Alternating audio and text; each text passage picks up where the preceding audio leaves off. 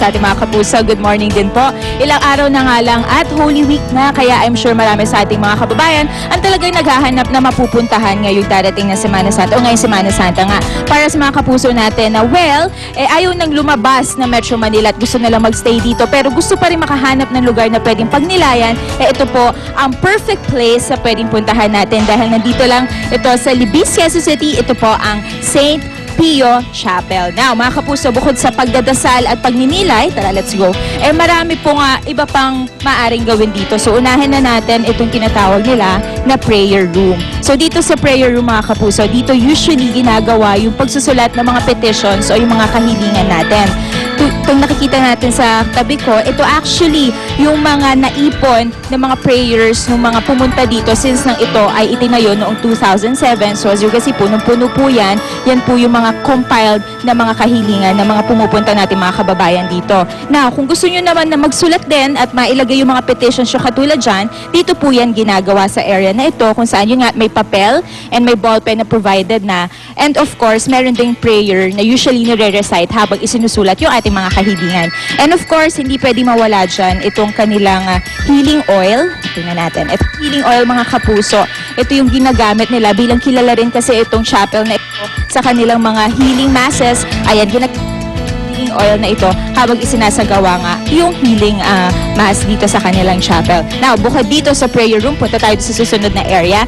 Ito naman yung area kung saan maaari rin tayo magdasal, maaari din tayo magnilay, and of course, dito natin makikita ang imahe ni Saint Pio himself. So as you can see, itong si Saint Pio, para sa mga kapuso natin na hindi familiar sa kanya, siya yung sinasabing healing priest na may kapareho daw na sugat ni Jesucristo. As you can see, yung kanyang kamay ay parang may sugat sa palad. Ito yung similar nga sa sugat ni Jesucristo nung siya ay crucify sa cross. So in fact, ayan, magkatabi sila para makita yung similarity sa kanilang sugat sa kamay. And kung napapansin nyo rin mga kapuso, dito sa bandang harapan ko, medyo madaming roses na nakalagay.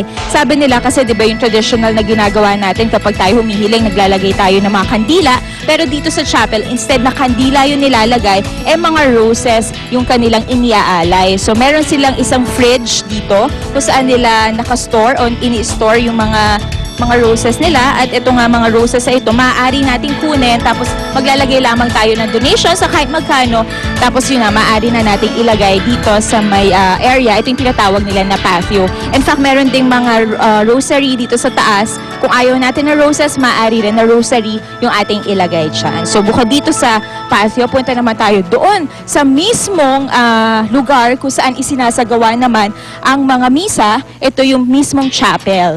So ito yung chapel, medyo malaki siya at ang medyo kapansin-pansin talaga dito mga kapuso, itong tinatawag nila na wheelchair area kasi di ba karamihan nga sa pumupunta dito ay may sakit, may karamdaman, so talagang bagay na bagay sa kanila itong chapel na to kasi medyo priority sila. Meron talagang area kung saan sila naka-designate at ito nga yung tinatawag na wheelchair area. And para sa mga walang wheelchair na mga pupunta dito, meron din silang provided na wheelchair. Tapos ito yung mismo nga lugar kung saan nga isinasagawa yung mga mass, yung mga healing mass. And medyo malaki, kung nakikita nyo yung buong lugar mga kapuso, medyo malaki siya.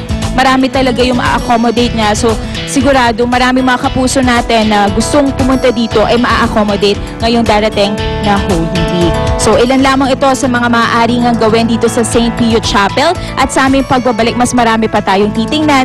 Kaya tutok lang dahil magbabalik pa rin po tayo dito sa St. Pio Chapel nga sa Libis, Quezon City. Balik na tayo sa studio.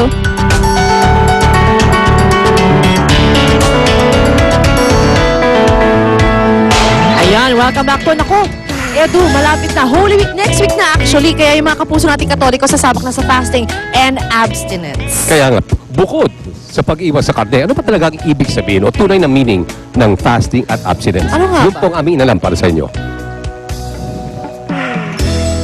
Sa pagsapit ng Semana Santa, hindi mawawala ang pagsunod ng mga Katolikong deboto sa ilang relihiyosong gawain. Isa na rito ang fasting o pag-aayuno. Ang pag-aayuno ay ang pagbabawas ng pagkain tuwing Semana Santa.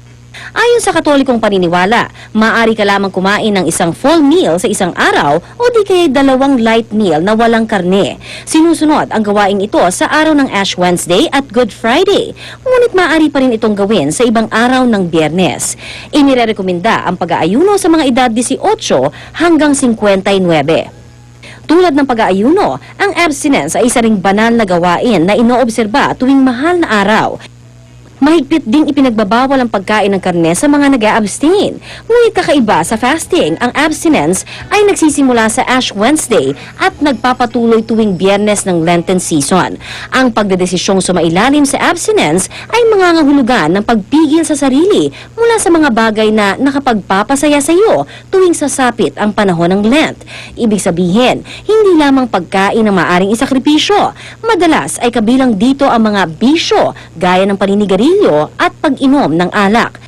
Dagdag pa rito, maaari ring makapag-abstain sa mga simpleng paraan gaya ng panonood ng telebisyon at pagko-computer. Ang abstinence ay inirekomenda sa mga edad 14 pataas.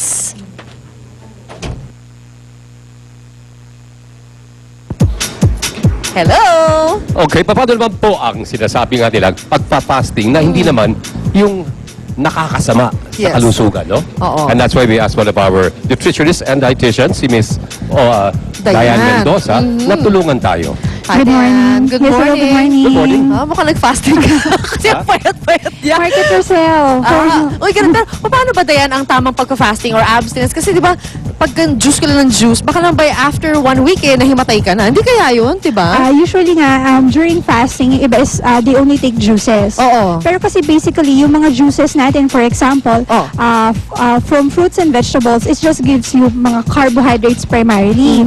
So, para naman may good source naman tayo ng protein and some fats, we can add some milk or yogurt to them. Para okay. ano pa rin tayo, complete pa rin tayo in terms of carbohydrates, protein, and fat. Pero filling enough ba yan? And also at the same time, while we respect yung spirituality ng ibang tao dyan, no? Paano naman yung mga kailangan magbalanse ng kanilang sugar intake? Yun. Like those with diabetes. That's right. Okay, so dun tayo. So yung fasting, di ba, sa even sa church, they have yung mga certain na limitations. So for Ah, example, okay. if you have medical conditions, yun nga yung may diabetes, especially if you are pregnant, advisable na wag na lang tayo mag-fast. So exempted naman tayo in terms of that. Ah, talaga? Because Yes. you're, nakasalalay na kasi yung health mo doon okay. May kasulutan Yes. ba yan? Galing sa taas? Why, may Gawa-gawa blessing. mo lang yan, ha? I-advise din yun ng mga Ah, okay. priests. Okay. So, what are the do's and don'ts of fasting and abstinence? So, yung fasting, no? So, for a dietitian, I do recommend, so, instead of long fasting, yung iba is they take it for several days. So, okay na tayo by just having skipping 1 meal. Okay. So, basically, yun naman yung isa rin sa mga sinasabi sa atin ng mga priests. So, okay na tayo for Skipping skipping one 1 meal. meal. Kasi yun nga, on a daily basis, our body needs nutrients. That's so, yun right. nga yung mga carbo, protein, and fat. So, when you deprive those, so yung katawan natin is hindi rin Manghihina makukuha. tayo, oo. To the point na pwede nga manghina. So, kung gusto niyo naman mag-fast for the whole day, so you can have nga yung mga juices Oo. na with source of milk or yogurt nga. Alright. Wait, sandali. Yung tanong ko lang, yan ba dapat biglaan o pwede yung paunti Gradual, papunta doon oo. sa araw na magpa-fasting ka na?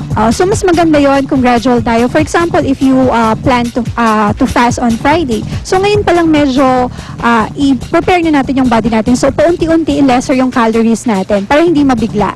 And then, same thing din kapag magre-resume na tayo. So, kung kakain na tayo, so wag din yung bigla. So, gradual din tayo. Alright, maraming salamat, Dayan. Thank you Yes. very much. So, since dudes magka-fasting nga and abstinence yung mga kapuso natin, tanungin natin kay Chef Tristan ngayon, meron siyang recipe na ilulutong mukhang napakasarap at at the same time healthy, talagang bagay sa mga Hindi pa sa mga hindi pa sa masarap sakripisyo kasi na. hindi pa niluluto pero papunta na tayo ron. Punta na, pero Punta na, I know Chef Tristan natin niluluto niya, ang sarap lagi. Yan. Pero namamayat ka, nagka-fasting ka rin, ha? Sige. Okay, sige, go. Ano lutuin mo ngayon? Bakit? Why? Ano ba lulutuin mo ngayon? Ano ba? Tofu. Tofu. Substitute for yung nagpa-fasting ng karne. Oo nga, yan. Di ba? Oo nga. Kasi yung proteins and minerals pa rin ng tofu, no? Yes. Oh, kasi mga vegetarians, di ba, they use tofu for a lot of things. Yung mga faux pork, faux ganyan, di ba? Correct. Oo. Yes. Okay, so ano nilagay mo? Tubig lang yan or So this is suka? vinegar. Okay.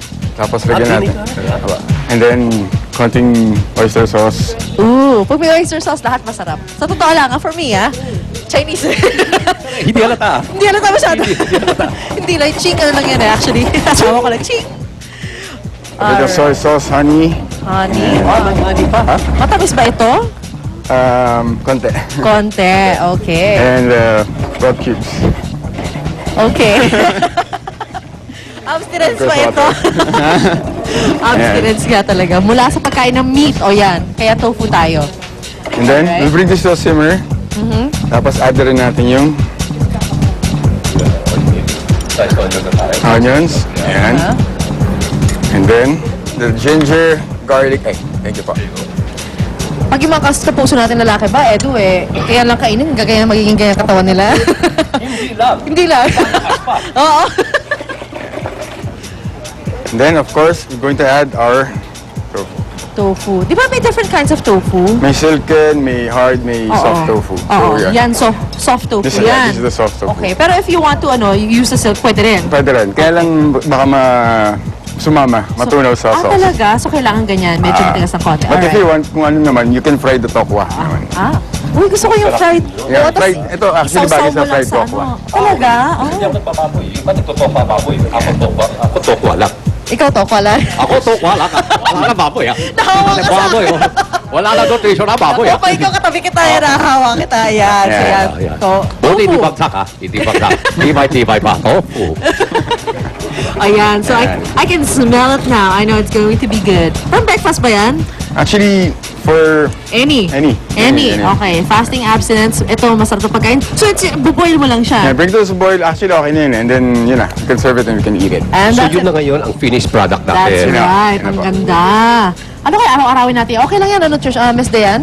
Yes, actually yung abstinence is yung where na pinapalit natin yung Meat. non-meat dun sa meat. For example nga is tofu. Yeah. It's actually good kasi it's lower in calories. Oy, So, kailangan ko for yan. example, for 100 grams of tofu, 86 calories lang. Compared sa 100 grams of beef, mga around 280 calories na yon. So, yun yung difference nila. Naku, Ate Cor, So tayong mas dalawa. mababa ang calories Yes. pero mas pataas ang proteins. Same tayo. same pero Yes. mababa yung calories. Yes. Kailangan ko yan. At sa maraming Good mga source of protein. kapuso Hindi natin halata, Ay, thank you. You're my friend. Sobrang alaman. Alright, so, ayan na po. Para isa sa mga recipes na pwede yung gawin ngayong Holy Week. That's Holy Week.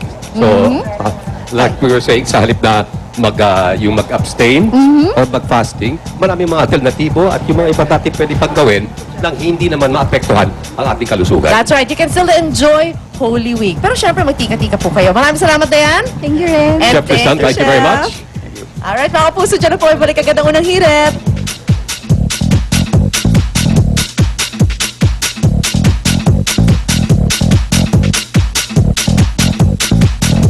Unang hirit, ang saya-saya. Sa unang hirit, unang hirit, unang hirit. Magugulat ka.